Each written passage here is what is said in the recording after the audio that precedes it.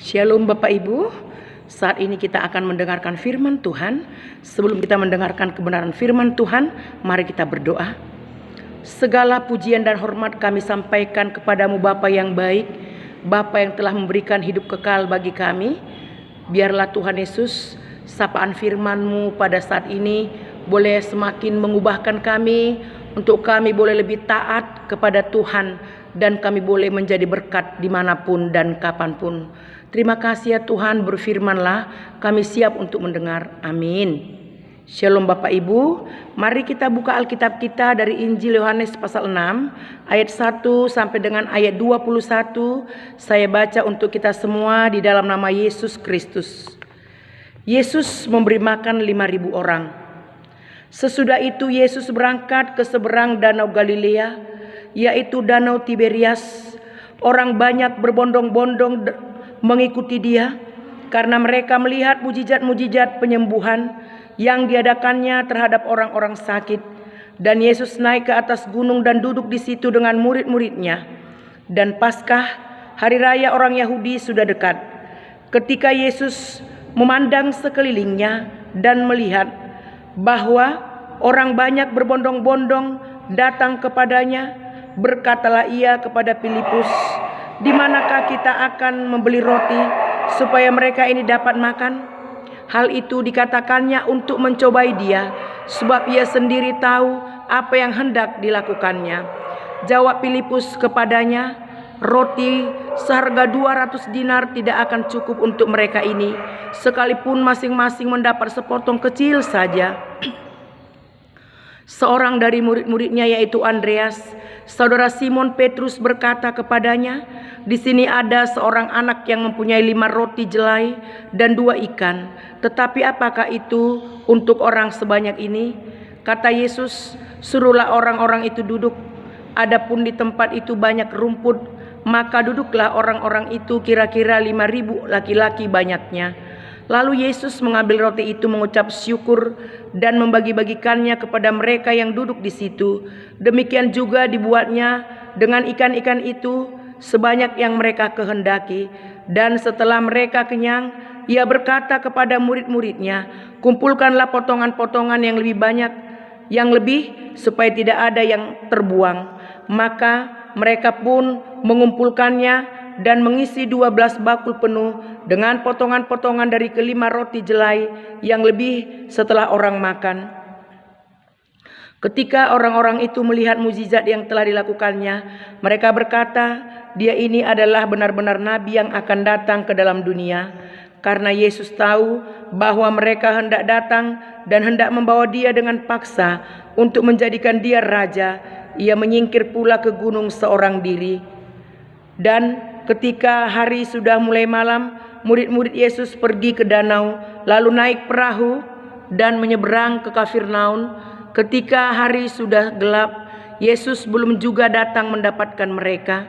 Sedang laut bergelora karena angin kencang. Sesudah mereka mendayung kira-kira 2-3 mil jauhnya, mereka melihat Yesus berjalan di atas air mendekati perahu itu. Maka ketakutanlah mereka. Tetapi ia berkata kepada mereka, "Aku ini, jangan takut." Mereka mau menaikkan dia ke dalam perahu, dan seketika juga perahu itu sampai ke pantai yang mereka tujui. Amin. Demikian jauh pembacaan firman Tuhan. Saudaraku yang terkasih, tema dari firman Tuhan pada saat ini yaitu tunduk dan mengucap syukurlah. Tunduk dan mengucap syukurlah. Firman Tuhan pada saat ini yang telah kita baca tadi mulai pasal 6 ayat 1 sampai 21 dapat dibagi menjadi 2 perikop. Ayat 1 sampai dengan ayat 15 berbicara tentang Yesus memberi makan 5.000 orang. Dan ayat 16 sampai 21 berbicara bagaimana Yesus berjalan di atas air. Saudaraku yang terkasih, biasanya ada banyak cara untuk mendatangkan orang supaya dapat berkumpul. Contohnya, ketika ada pertunjukan atau dikatakanlah layar tancap, atau ada sirkus, atau ada kegiatan KKR, pasti orang akan datang banyak berbondong-bondong. Namun yang menjadi pertanyaan, apakah dalam acara itu semua orang punya makna yang sama ketika mengikutinya? Tentu itu tidak. Masing-masing orang punya makna tersendiri. Nah, tentu berbeda. Ada yang mengatakan, wah bagus sekali pertunjukannya. Wah, begitu membuat kita semakin senang melihat pertunjukan tersebut.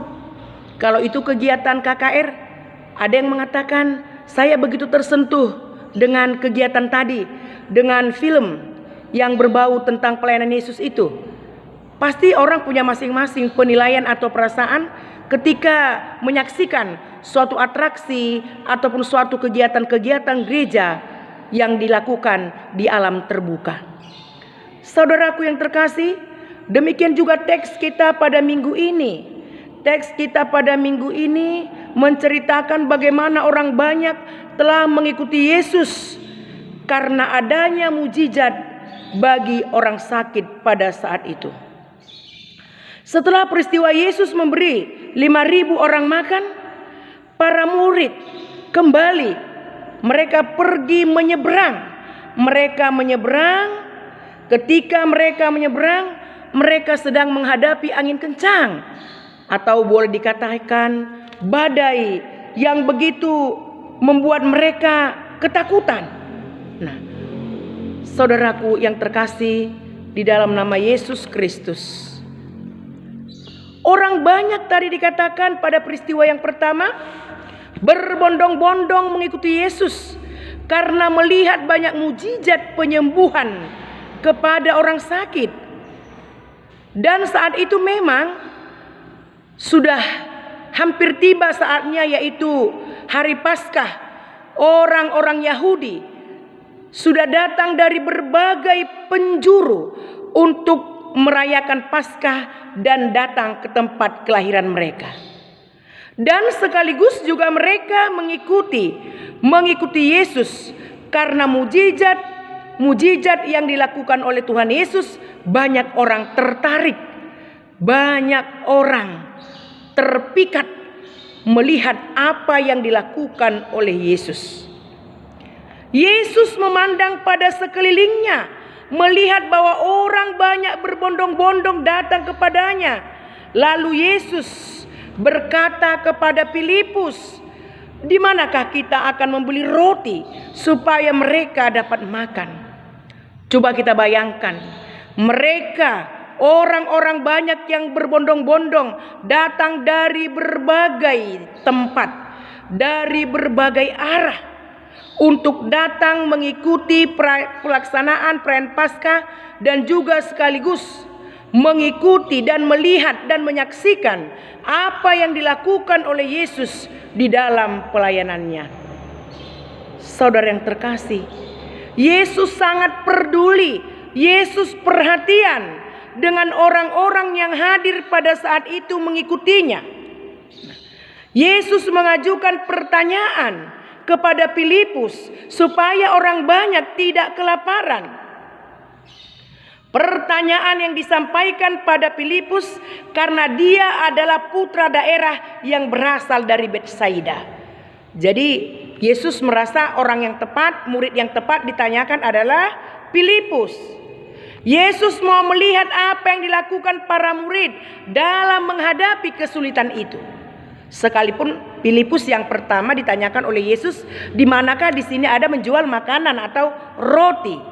Nah, saudaraku yang terkasih, lalu Filipus katakan, dengan uang 200 dinar yang sangat besar jumlahnya itu, kalau kita belikan pun ini tidak akan sanggup untuk mencukupi segala kebutuhan orang-orang banyak yang selalu mengikuti mereka sampai saat itu. Saudaraku yang terkasih, 1 dinar adalah sebagai upah pekerja dalam 1 hari. Coba kita bayangkan dengan situasi kita saat ini. Kita umpamakan aja 1 dinar itu senilai 60.000 rupiah. Jadi kalau 200 dinar berarti sudah berjumlah 12 juta rupiah. Dan itu pun kata Filipus tidak akan cukup untuk memberi makan 5.000 laki-laki, lain lagi anak perempuan, lain lagi anak-anak. Tidak cukup. Nah, dalam hal ini Yesus menguji iman yang dimiliki oleh Filipus. Yesus menguji iman yang dimiliki oleh Filipus.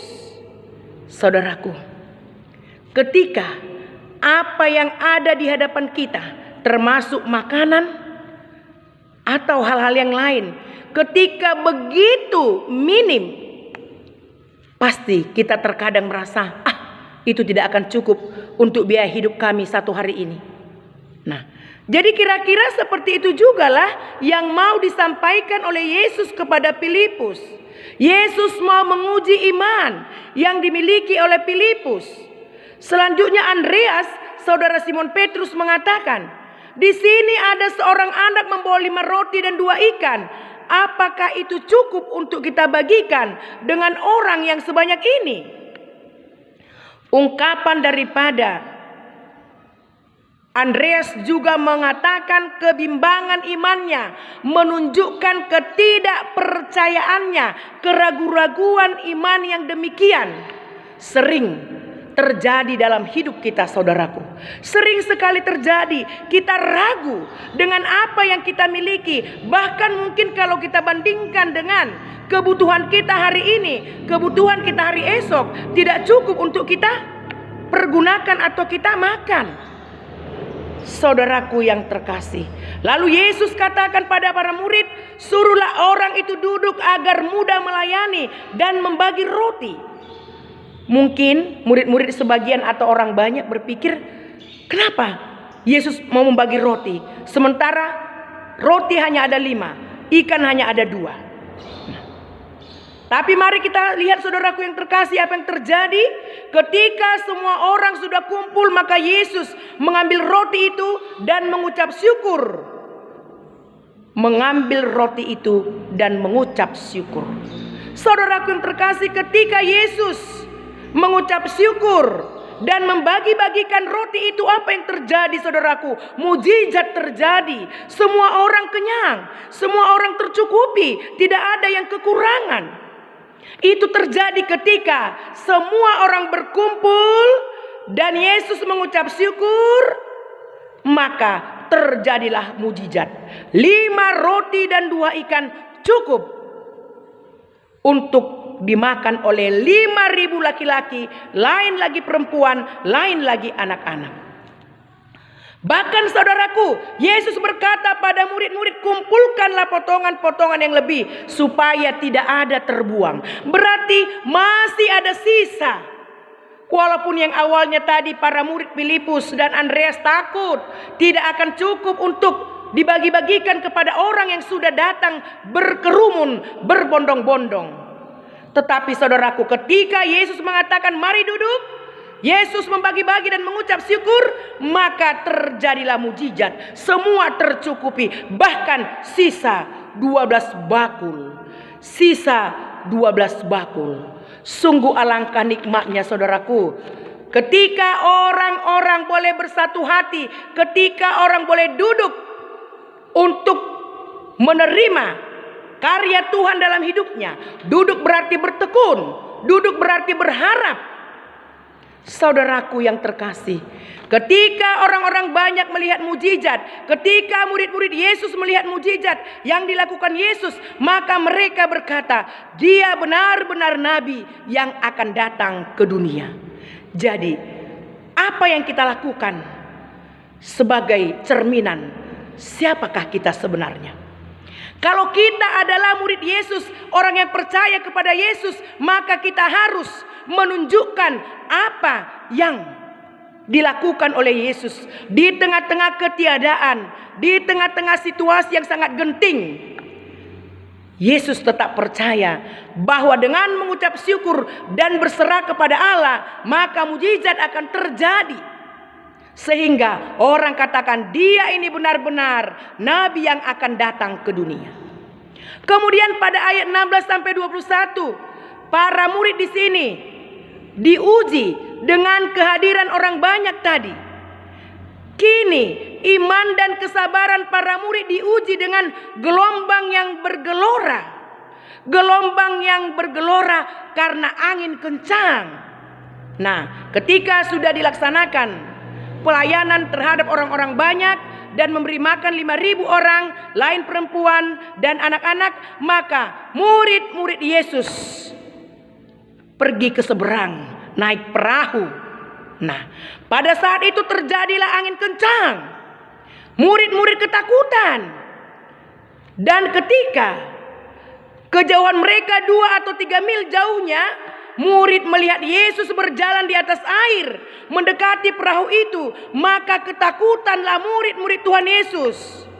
Saudaraku yang terkasih, di sini kita jelas melihat keterbatasan para murid, keterbatasan hidup dan keyakinan mereka saat itu ketika berada di tengah ombak, di tengah angin yang sangat dahsyat. Mereka nyatalah kelemahan, keterbatasan mereka. Namun di tengah-tengah keterbatasan mereka itu, Yesus berkata pada murid, "Aku ini, jangan takut." Artinya ketakutan kita akan hilang dengan memandang dalam iman padanya. Saudara, murid-murid sudah dalam keadaan darurat, sementara Yesus pada saat itu tidak bersama dengan mereka. Namun situasi yang genting itu, Tuhan Yesus mengetahui keadaan murid-muridnya. Maka Yesus datang dengan mengatakan, "Jangan takut, karena ketakutan itu akan hilang kalau engkau melihat kepadaku." Saudaraku yang terkasih, di dalam berbagai persoalan dalam perjalanan hidup kita, kita juga sering mengalami ketakutan. Karena keterbatasan kita, karena rasa kedagingan kita itu muncul, sehingga kita merasa tidak mampu untuk menyeberangi gelombang kehidupan ini, seolah-olah kita akan tenggelam. Namun saudaraku yang terkasih, kita melihat di saat itu Yesus hadir dan mengatakan, "Jangan takut, pandang terus kepada Yesus."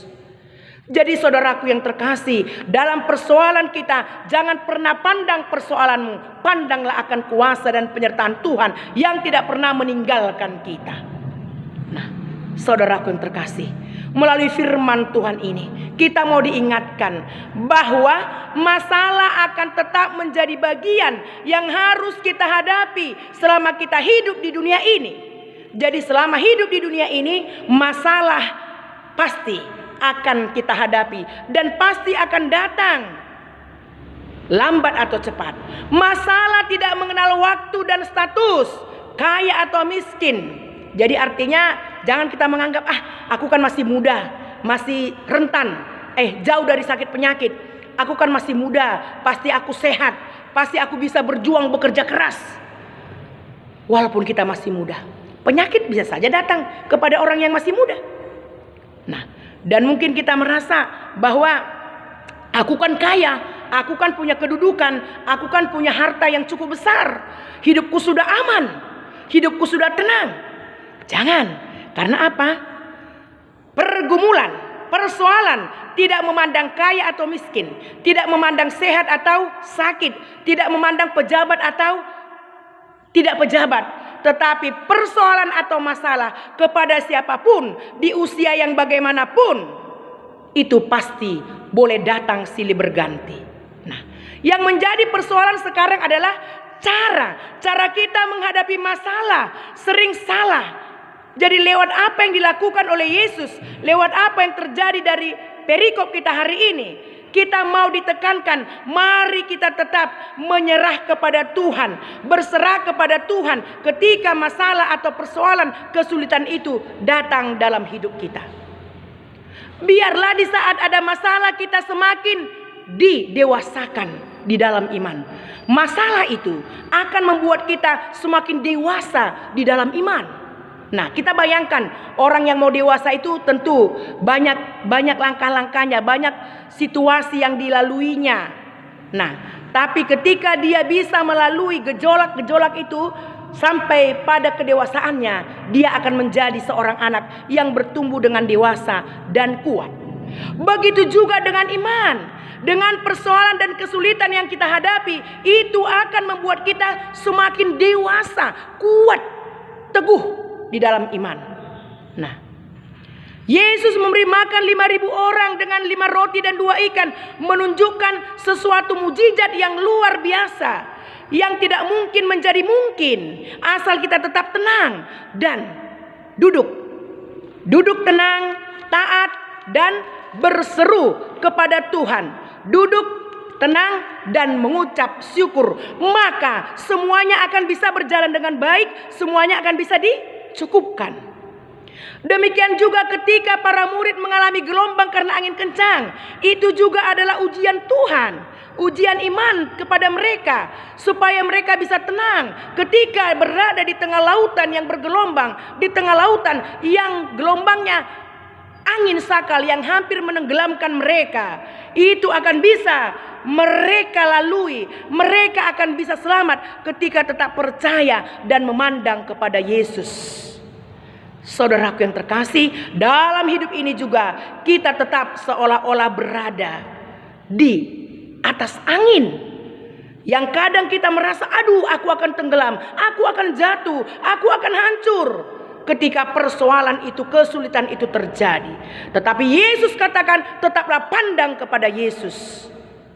Firman Tuhan mau katakan pada kita hari ini, duduk, mengucap syukur, jangan takut, adalah sesuatu yang harus dilakukan orang-orang percaya. Yang harus dilakukan orang-orang percaya, duduk, bersyukur, jangan takut, pandang kepada Yesus, maka kita akan dapat melalui masalah itu, kita akan dapat hidup di dalam hati yang tenang, hati yang damai.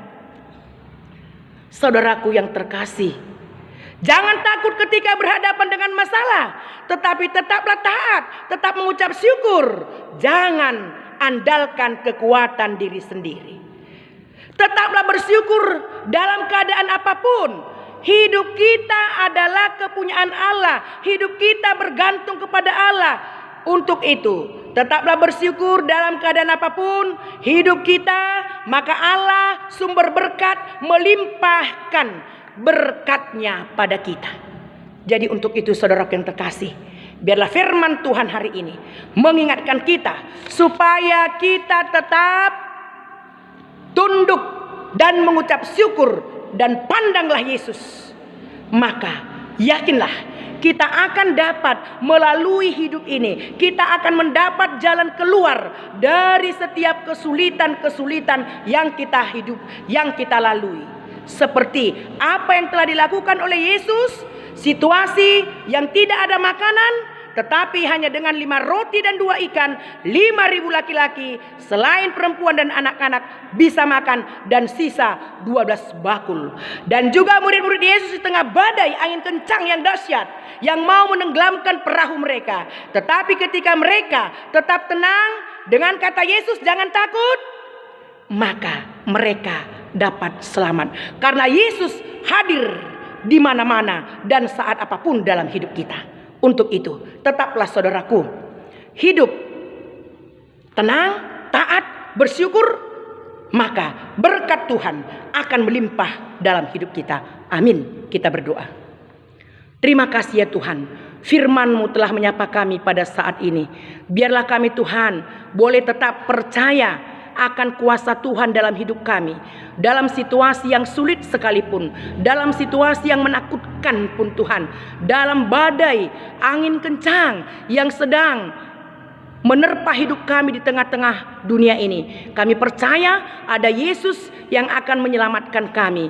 Kami mau tetap bersyukur kepadamu, kami mau tetap taat kepadamu dan memandang kepada Tuhan Yesus. Maka kami percaya pertolongan dan berkat Tuhan akan menghampiri hidup kami.